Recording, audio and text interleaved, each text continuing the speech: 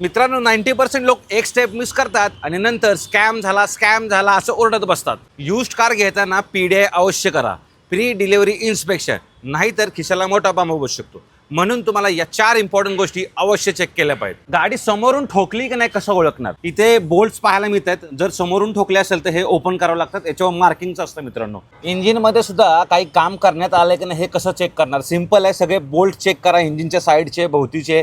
Okay, हे जर याच्यावर सुद्धा तुम्हाला जर मार्किंग जाणवलं, मार्किंग येतच, जरा जरी ओपन केलं ना इंजिन, मार्किंग येतच. जर ओपन केलेलं तुम्हाला मार्किंग जर जाणवलं तर समजून जा इंजिन खोललेलं आहे. मित्रांनो, सीट बेल्ट पूर्ण खेचा.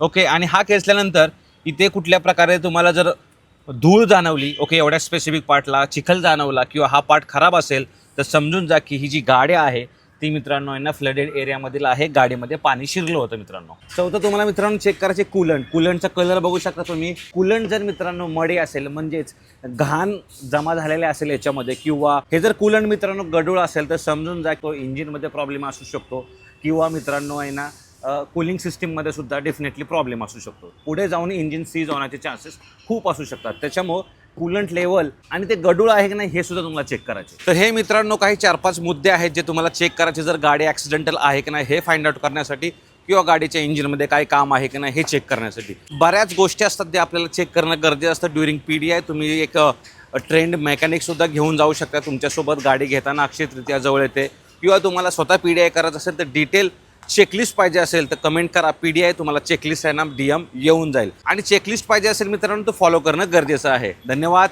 जय महाराष्ट्र.